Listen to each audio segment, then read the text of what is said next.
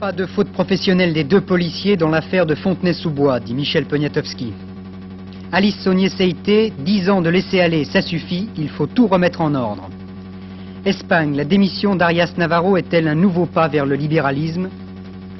Jacques Esclassan gagne la 8e étape, Freddy Martens, toujours maillot jaune. L'Allemagne fédérale, nouveau carrefour de l'espionnage. Bonn peut-il réagir? C'est le dossier de ce journal. Bonsoir. Il n'y a pas eu de faute professionnelle, c'est pourquoi aucune mesure administrative n'a été prise. C'est du moins ce qu'a déclaré M. Michel Poniatowski à propos des deux inspecteurs qui, la semaine dernière, à Fontenay-sous-Bois, ont tué par erreur un innocent, M. Baptedou. Cette déclaration a calmé les policiers, ils ont cessé leur mouvement de protestation. En effet, hier, démarche exceptionnelle, 3000 inspecteurs en civil ont déposé leurs armes administratives, ou si vous préférez, ils ont rendu leurs pistolets à leur chef de service. Ils sont ulcérés par l'attitude de la justice et par celle de la presse. Mais enfin, la déclaration du ministre mise à part, le parquet a bien ouvert une information. Alors, tireurs à la gâchette facile ou policiers accomplissant leur devoir, la question est posée, celle de la légitime défense. 3000 policiers qui préfèrent se désarmer eux-mêmes que d'être pris pour des tueurs, c'est une affaire intérieure de la police. De même, la conviction exprimée aujourd'hui par le ministre de l'Intérieur que les deux inspecteurs n'ont pas commis de faute professionnelle va dans le même sens et au même niveau, c'est-à-dire au plan administratif et policier. Reste le plan pénal. Et cela, c'est l'affaire de la justice et d'elle seule. Instruction est ouverte par le parquet pour coups et blessures ayant entraîné la mort sans intention de la donner. Cela peut déboucher sur un non-lieu, cela peut déboucher sur une inculpation. Et la question qui se pose est de savoir si la situation, ce mardi 22 juin, dans l'appartement de M. Baptedou, à Fontenay, était, pour les deux inspecteurs, une situation de légitime défense. On sait que l'employé de banque a été tué sur le seuil de sa chambre. Était-il menaçant? La réponse des deux inspecteurs, ouverture du feu, était-elle proportionnée à l'attaque supposée? C'est à cela que devront répondre l'instruction et éventuellement le procès. Alors, quelles que soient les décisions des autorités administratives, les conclusions de la justice prévaudront. Et cela, les policiers en colère et leurs syndicats le savent bien. L'autorité administrative peut apprécier, sur la base justement de cette enquête effectuée par l'inspection générale des services, sous le contrôle d'un magistrat qui était le substitut du procureur de la République, l'autorité administrative peut déjà apprécier des conditions dans lesquelles se sont passés les faits. Ce n'est pas préjugé des conclusions de l'instruction et nous ne nous élevons pas contre l'ouverture d'une information à proprement parler. Nous voulons simplement que soient précisés les buts de l'ouverture de cette information, ce qu'a fait le procureur de la République dans son communiqué d'hier. Pour un policier, rendre son ne plus vouloir être armé, ça correspond à quoi? Ça correspondait surtout à la volonté d'affirmer qu'ils ne voulaient pas être considérés comme des tueurs et de faire l'opinion publique juge de la sécurité de l'opinion qu'elle devait avoir sur les policiers. Est-ce qu'un policier sans pistolet peut toujours travailler en France? Malheureusement non, nous le voudrions. Malheureusement non, la violence ne cesse de s'accroître et en fonction de cette violence qui sans cesse s'arme davantage, les policiers sont malheureusement obligés de s'armer également. Au nom du syndicat que vous dirigez, est-ce que vous défendrez jusqu'au bout, comme on dit, vos adhérents, et notamment vos deux adhérents qui ont ce problème? Alors bien sûr que nous défendons nos adhérents dans la mesure où justement les constatations légales, les constatations judiciaires font apparaître leur non-culpabilité. Et si c'est le contraire qui se produit, si l'instruction dit il n'était pas en état de légitime défense, que ferez-vous? Eh bien, chaque fois que des policiers se sont trouvés à commettre une erreur, nous ne revendiquons pas ce droit à l'erreur. Nous estimons qu'à ce moment-là, la justice doit se prononcer. Réaction sans doute spontanée, le fait pour ces policiers, et pas n'importe lesquels, de rendre leurs armes est un geste finalement très habile. Ils tournent l'interdiction de grève et surtout frappent, marquent l'opinion. Un policier sans armes, l'image s'en répand, c'est quelque chose de muet, de digne, de confiant, dirons-nous, dans le respect des autres. Reste à savoir, et les Anglais en sont revenus, si c'est aussi un policier efficace, mais le problème n'est pas là aujourd'hui. Un homme innocent, quoi qu'on dise, qualifié ensuite de maniaque, soupçonné de luxures innommables, un homme donc a été abattu, d'aucuns disent foudroyé, dans des conditions qui ne furent pas d'une extrême clarté. Tué par deux policiers, ce qui suffit amplement pour comprendre l'émotion, vraie ou fausse, qui entoure l'affaire. Qu'est-ce qui peut mieux qu'une enquête publique, qu'une information de justice innocentée ou accablée? Qui d'autre qu'un juge et non pas un directeur peut être crédible en parlant de légitime défense? Quelle meilleure façon de respecter la loi que de se plier à son verdict? Car cette loi, qui est la même pour tous, est celle aussi qui délègue son pouvoir, parfois les yeux fermés, à ces policiers qui aujourd'hui la contestent. La même pour tous, et plus encore pour eux chargés de la servir, ce qui est leur dignité. Mais ces hommes dont je pense ce soir, pour ma part, qu'ils ont tort, ne sont pas des sots. Ils en ont ras-le-bol, et la chaleur y ajoute sans doute. Ils en ont assez d'être des flics qui s'usent à petit prix pour la tranquillité des autres. Ils comptent les week-ends ratés, les planques de nuit, les repas de sandwich, le voisin qui ricane, leur enfant qui bâille devant le policier de feuilleton. C'est vrai, il y en a qui tapent, d'autres qui nous semblent bêtes. Mais il faut bien que quelques-uns se dévouent, se fatiguent, pour être les éboueurs de nos vices. Voilà sans doute ce qu'ont voulu dire ces hommes en rendant pour un temps ce morceau d'acier qui souvent nous protège et qui parfois les fait rouler des épaules.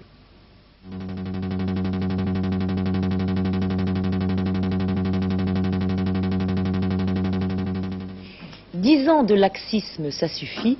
Madame Alice Saunier-Seïté est prête à remettre de l'ordre dans les universités. Alors faut-il comprendre qu'une nouvelle réforme va voir le jour, que la loi d'orientation fille de mai 68 et d'Edgar Faure va être mise en question. Pour aujourd'hui, le secrétaire d'État a fermé sa bourse à la FNEF, jugée non représentative. Et le syndicat modéré des étudiants n'a guère apprécié. Alors on peut facilement imaginer quelle va être la réaction des étudiants et des enseignants si on touche à l'autonomie des universités.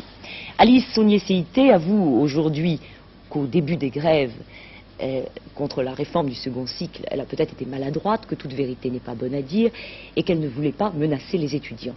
Alors pour qu'il n'y ait pas de malentendu, quels sont exactement les projets du secrétaire d'État aux universités ? Le laxisme n'a rien à voir avec la loi d'orientation, puisqu'il dure effectivement depuis une dizaine d'années, alors que la loi n'est appliquée que depuis 5 ans.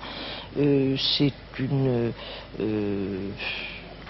mauvaise habitude qui s'est prise, qui a été soulignée avec beaucoup de sévérité par l'inspection générale de l'administration, par la Cour des comptes et par l'inspection des finances, et il faut tenir compte maintenant, il est grand temps de tenir compte de ces observations et d'amener les universités à une meilleure gestion de leurs moyens.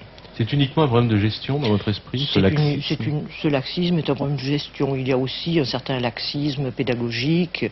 On a multiplié sans doute exagérément les unités de valeur, ce qui n'est pas bon, je crois, pour la formation des étudiants. Les universités doivent fonctionner selon les principes de la loi d'orientation, c'est-à-dire dans une autonomie beaucoup plus grande que celle qui a été pratiquée jusqu'ici, car vous savez, la France est un pays jacobin et centralisateur, et la loi d'orientation n'a pas été réellement appliquée. Aux États-Unis, où l'autonomie des universités est très très grande, le contrôle a posteriori de l'administration gouvernementale est extrêmement sévère, et toute attribution de budget à une université américaine est accompagnée d'un budget affecté au contrôle de l'exercice budgétaire.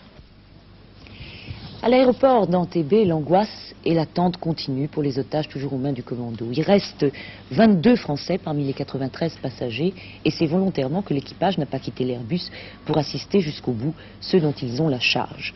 Le gouvernement allemand est toujours muet face aux exigences des pirates et la presse israélienne s'inquiète d'une collaboration entre le président Amin Dada et les pirates de l'air. Contrairement à ce qu'on laissait entendre, le président ougandais a quitté son pays pour présider la séance d'ouverture du sommet de l'OUA, l'Organisation de l'Unité africaine, qui se tient à l'île Maurice. Il est vrai que l'ultimatum a été repoussé jusqu'à dimanche. Mais en Israël, on ne se cache pas que les négociations seront lentes et compliquées. D'abord, le dialogue n'est pas direct. La réponse du maréchal Amin Dada aux propositions de Tel Aviv sera faite par l'intermédiaire de la France. Et le gouvernement israélien a entrepris de vérifier la liste des détenus dont les terroristes exigent la libération. Ainsi donc, le gouvernement israélien a cédé. Devant la pression des familles venues exprimer leur mécontentement et leur désespoir, devant aussi l'impossibilité d'employer la force et de capturer ou abattre les terroristes comme Israël l'a fait jusqu'à présent. Pourtant, ce matin, un sondage révélait que 54% des Israéliens étaient opposés à des négociations avec les pirates d'Entebbe. Et le ministre des Transports a eu toutes les peines du monde à expliquer à la télévision ce changement d'attitude dont la majorité des Israéliens pensent qu'il va renforcer l'idée que le terrorisme est payant. Le ministre explique pourtant que toutes les voies politiques ont été épuisées et qu'il faut négocier. Mais Israël n'a jamais dit qu'il acceptait les conditions du commando. Et en particulier, on peut douter que le gouvernement relâche des détenus qui ont commis des crimes de sang, comme par exemple le japonais Okamoto que voici, auteur du massacre de Lod, et dont le nom figure sur la liste des prisonniers que les terroristes veulent voir libérés. D'autres, et en particulier des religieux chrétiens, s'offusquent que Monseigneur Capucci, arrêté à Jérusalem pour trafic d'armes, n'ait pas refusé catégoriquement de se faire libérer dans ces conditions. Enfin, en Israël, on dénonce les appuis qu'a reçu le commando et que confirme un otage libéré. Le commando avait des objectifs strictement limités. Il n'était pas lui-même ni au courant ni chargé des négociations. L'objectif du commando était un objectif de type militaire. Et de ce fait-là, les négociations se déroulaient ailleurs, menées par d'autres. Et bien souvent, ils étaient aussi mal informés que nous, c'est-à-dire très mal.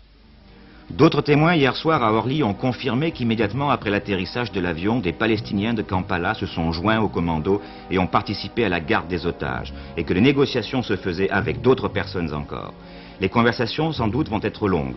Si tout se termine bien, on risque d'apprendre d'étonnantes complicités qui pourraient provoquer des réactions internationales.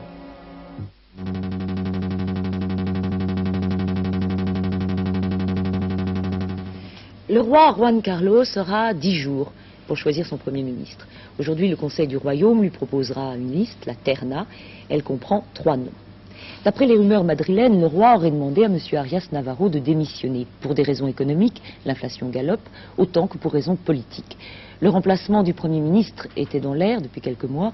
Le roi l'avait envisagé dès son retour des États-Unis, où publiquement il avait annoncé son intention de mettre en place une politique de réforme. Alors, quoi qu'il en soit, l'éviction de M. Arias Navarro est un nouveau tournant pour l'Espagne. Déjà, lors de l'avènement du roi, la gauche et même les modérés considéraient son maintien comme une entrave à toute évolution libérale du régime. Pour eux, Arias Navarro restait le Premier ministre de Franco. Monsieur Arias Navarro, que l'on voit ici dans le jardin de sa maison, doit surtout sa carrière politique à l'amitié qui le liait au général Franco. Conseiller écouté, familier du Pardo, il était considéré comme l'homme fort du régime franquiste. Devenu Premier ministre en décembre 1973, après l'assassinat au cours d'un attentat de l'amiral Carrero Blanco, Arias Navarro n'était ni un homme de parti, ni un militant de l'un des clans du franquisme. Mais sa carrière, tout entière consacrée au ministère de l'Intérieur et à la Sécurité, l'avait associé aux périodes les plus répressives du franquisme. Pendant la longue agonie du général Franco, il fut l'un des seuls à pouvoir approcher le caudillo mourant. Son maintien à la tête du gouvernement par le roi Juan Carlos devait le placer dans une situation ambiguë. Les ultras nostalgiques du franquisme le considéraient comme l'un des leurs et lui pardonnaient mal les velléités de libéralisation de son gouvernement. Les libéraux, au contraire, voyaient en lui le vieux compagnon du franquisme et un frein sur le chemin de la démocratisation du régime.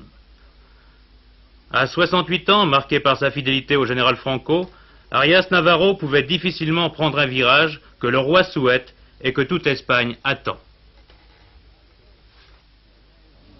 Il semble donc que M. Arias Navarro a été limogé pour incompatibilité d'humeur, politique et personnelle, par le roi Juan Carlos, qui ne l'avait conservé que pour assurer la transition entre la fin du franquisme et un début de libéralisation. Si telle est bien la politique du roi, il devrait choisir un libéral, mais un libéral qui n'effarouche pas trop les conservateurs, un militaire par exemple. On parle du général Gutiérrez Melado, chef d'état-major de l'armée, qui, dit-on, a été reçu discrètement hier soir par Juan Carlos. Ou un autre général, qui passe lui aussi pour être libéral, le capitaine général de Madrid, Vega Rodriguez. Parmi les civils, on avance le nom de l'ancien précepteur de Juan Carlos, qui est maintenant président des Cortes, M. Fernandez Miranda, personnage rassurant, trop rassurant peut-être. Ou alors, le ministre des Affaires étrangères, M. de Arezela, libéral, très libéral, trop libéral peut-être. Finalement, il reste un choix logique, si logique et politique coïncident pour une fois, un homme du juste milieu, le ministre de l'Intérieur, Fraga Iribarne.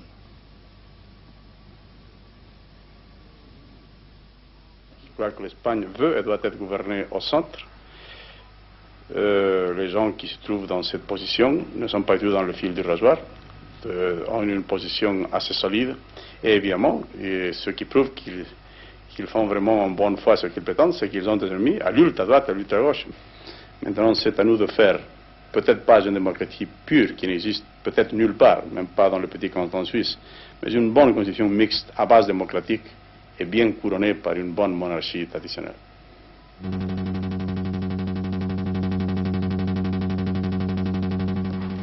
Nouveau cessez-le-feu au Liban, mais la guerre civile a recommencé plus atroce que jamais. Plus de 500 morts en 2 jours à Beyrouth. Principale cible des combattants, les camps palestiniens de la banlieue. Depuis ce matin, les miliciens chrétiens publient des communiqués de victoire, expliquant qu'ils viennent d'envahir le 2e camp palestinien de la capitale. Les Palestiniens démentent. Reste quand même une question, à quoi servent les 2300 casques verts arabes venus soi-disant rétablir la paix au Liban? Tentative de coup d'État au Soudan, une demi-heure après l'atterrissage de l'avion ramenant le général Nimeri de Paris, l'aéroport de Khartoum a été encerclé par des unités de l'armée soudanaise, celle-là même que le président passait en vue il y a quelques semaines. Tout est resté très confus pendant ce putsch. Les civils auraient d'abord tiré sur la police, ensuite des blindés ont pris position près du palais présidentiel et des immeubles de la radio et de la télévision. Selon la presse irakienne, les troupes loyales auraient maintenant écrasé la révolte, la 15e depuis l'arrivée au pouvoir du général Nimeri. Il n'y a plus de Nord et de Sud-Vietnam. Aujourd'hui, il n'y a plus qu'un seul État, la République socialiste du Vietnam, un pays indépendant, unifié et socialiste. C'est l'Assemblée nationale vietnamienne réunie à Hanoï qui l'a décidé ce matin en mettant en place les organes du pouvoir de la nouvelle République. M. Tong Duc Tang a été d'ailleurs élu à l'unanimité des députés président de cette nouvelle République. Le Vietnam avait été divisé en 2 pays au cours de la conférence de Genève en 1954. Enfin, pas de gâteau d'anniversaire, mais simplement des signatures sur un grand livre rouge pour fêter les 10 ans de coopération franco-soviétique. Ce livre rouge, c'est l'accord conclu à Paris par la Grande Commission franco-soviétique et signé par M. Kirillin et M. Jean-Pierre Fourcade. Pas de grands projets conclus, mais la volonté de développer encore davantage les échanges. En 10 ans, ils ont déjà été multipliés par 8. 3 domaines devraient prendre une grande importance dans l'avenir, la chimie et la pétrochimie, les télécommunications et la préparation des Jeux Olympiques de Moscou en 1980. Quand on s'est battu pendant 23 jours contre la mer, qu'on n'arrive pas premier, on accepte mal d'être déclassé. C'est la dernière misère que le comité d'organisation de la Transat, des Anglais, ont infligée à Kola. Pour Alain Kola, la transatlantique 1976 n'aura été en fait qu'une amère désillusion. Déjà précédé au classement par Eric Tabarly alors qu'il pensait l'emporter, Kola vient de se voir infliger par les organisateurs une pénalité de 58 heures qui le fait rétrograder à la 5e place. Souvenez-vous, le mardi 22 juin, Kola faisait escale à Terre-Neuve afin de réparer ses voiles déchirées dans la tempête. Sur place, une équipe venue spécialement de Paris en Mystère 20 l'attendait. Mais le règlement est formel. Si l'on est en droit de faire appel à d'autres personnes lorsque le bateau est à l'ancre, il n'en est plus de même lorsqu'il reprend la mer. Or, Kola s'est fait aider pour hisser ses voiles au départ de Saint-Jean-de-Terre-Neuve. Le navigateur français a décidé de faire appel, mais il est peu probable que sa réclamation aboutisse, le comité d'organisation ayant sans doute voulu sanctionner ce qu'il appelle un manquement à l'esprit de la course.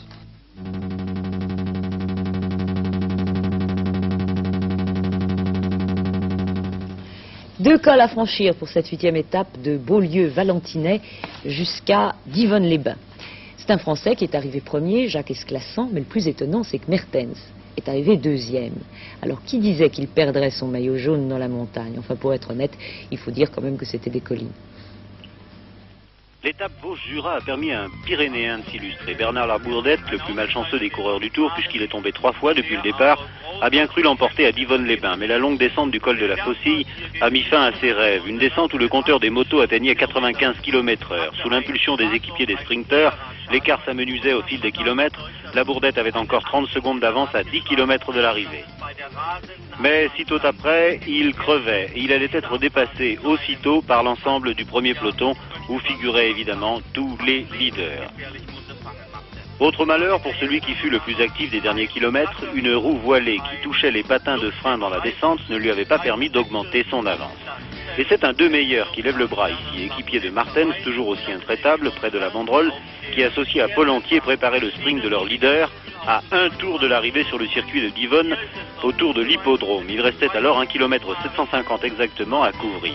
Et vous allez voir un sprint au ralenti, lancé de loin. À ce moment-là, les équipiers se sont effacés.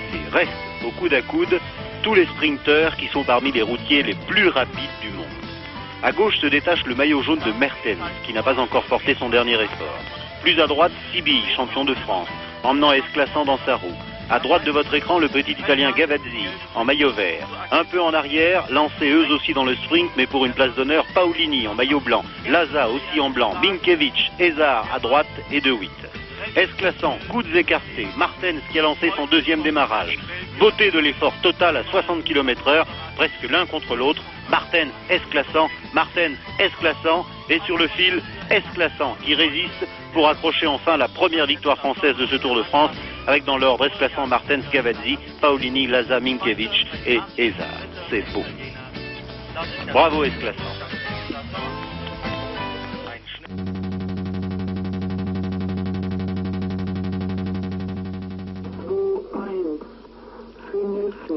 Obstacle infranchissable pour les êtres humains, le mur de Berlin ne l'est pas pour les messages codés qui nuit et jour envahissent les terres allemands.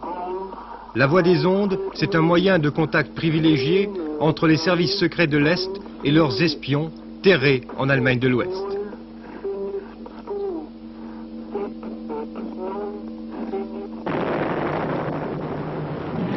L'espionnage en Allemagne est aussi vieux que la défaite de l'ex-grand Reich hitlérien. Défaite obtenue par l'action en tenaille menée par les offensives des Russes à l'Est et des Alliés à l'Ouest. Des vainqueurs qui se méfiaient déjà l'un de l'autre à une époque où l'ennemi commun n'avait pas encore capitulé.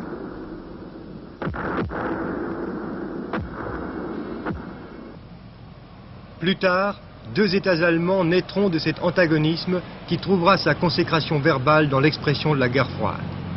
Signe patent de cette époque où l'Occident libéral et l'Orient communiste s'affrontaient économiquement et idéologiquement sur le territoire de l'Allemagne vaincue, ce mur qui depuis 1961 défend les citoyens de l'Allemagne de l'Est des tentations occidentales. Mais avant que les truelles est-allemandes n'aient accompli leur travail, 3,5 millions d'Allemands de la zone russe ont eu le temps de gagner l'Ouest, où ils se sont depuis parfaitement intégrés. Parmi eux, beaucoup d'espions, à mèche lente pourrait-on dire, des taupes rouges qui tentent de se placer depuis 20 ans au poste clé de la société ouest-allemande. Ils forment le personnel de base de l'armée du silence de l'Est, une armée de 16 000 membres, dirigée et contrôlée depuis Berlin-Est, en étroite liaison avec le KGB soviétique. Berlin est donc la plaque tournante de l'espionnage en Allemagne. Je crois qu'il faut que nous acceptions la réalité qu'est l'espionnage afin de ne pas limiter le champ de liberté de nos concitoyens par trop de contrôle. Pour nous, le problème est avant tout de tenir cet espionnage dans des limites tolérables. Ainsi, aujourd'hui comme hier, les espions peuvent s'infiltrer presque sans contrôle d'est en ouest. Il leur suffit par exemple de prendre le métro à Berlin-Est pour être 15 minutes plus tard en milieu ouest-allemand où il ne manque pas d'aide. Il est dit que les agences de voyage soviétiques sont assez bien équipées pour ce type de soutien matériel et logistique aux espions.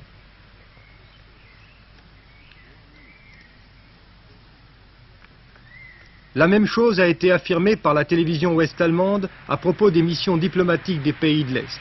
C'est ainsi qu'à tort ou à raison, 2 diplomates soviétiques, ici filmés très secrètement, ont été présentés comme les têtes du KGB en Allemagne fédérale.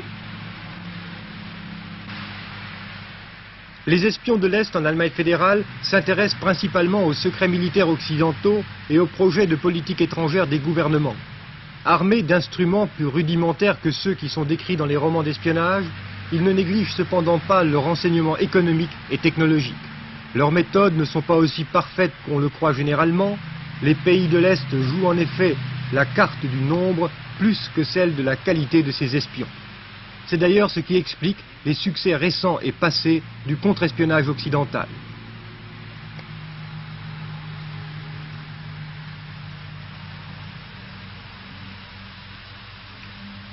En Allemagne, l'arrestation de Heinz Süterlin, un photographe de Bonn, a été l'un des succès parmi les plus spectaculaires des services secrets ouest-allemands. Cet homme photographia des années durant les documents que lui procurait son épouse, secrétaire au ministère allemand des Affaires étrangères. Condamné à une très lourde peine, Heinz Süterlin n'est pas resté très longtemps dans sa prison. Comme pratiquement tous les espions de l'Est surpris en territoire ouest-allemand, il a été échangé contre des Occidentaux prisonniers à l'Est. Ces échanges ont toujours lieu au même endroit, le Glinekebrücke de Berlin. À une heure convenue, le rideau de fer s'ouvre pour laisser passer un véhicule abritant la marchandise humaine à échanger. Ces pratiques indignent beaucoup d'Allemands de l'Ouest, même si elles sont justifiées par la raison d'État ou des motifs humanitaires. Pour le procureur général de l'État de Bonn, il importe en effet que les espions adverses sachent que les peines prononcées contre eux ne sont pas seulement théoriques, mais qu'elles doivent être purgées.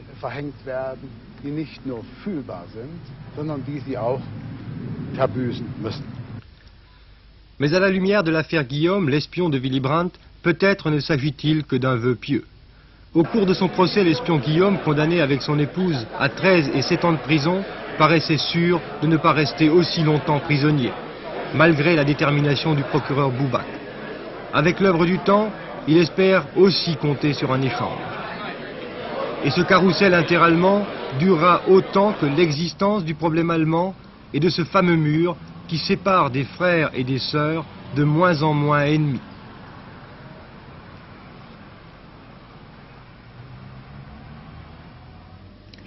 La canicule, toujours la canicule, 30 à 33 degrés, vous voyez vous-même.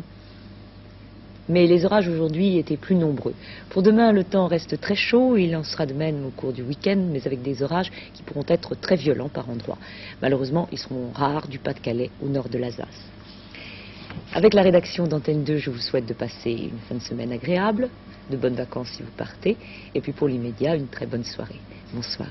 Avant de refermer ce journal, les principaux titres de l'actualité. Pas de faute, pas de sanction pour les 2 policiers dans l'affaire de Fontenay-sous-Bois, dit Michel Poniatowski. 10 ans de laisser aller, ça suffit, dit Alice Saugnier-Seïté, il faut réformer la gestion et les études. Après la démission d'Arias Navarro, Juan Carlos a 10 jours pour choisir un nouveau Premier ministre. Freddy Martens, maillot jaune au départ de la 9e étape. À 22h45, la dernière édition du journal avec Daniel Bilalian.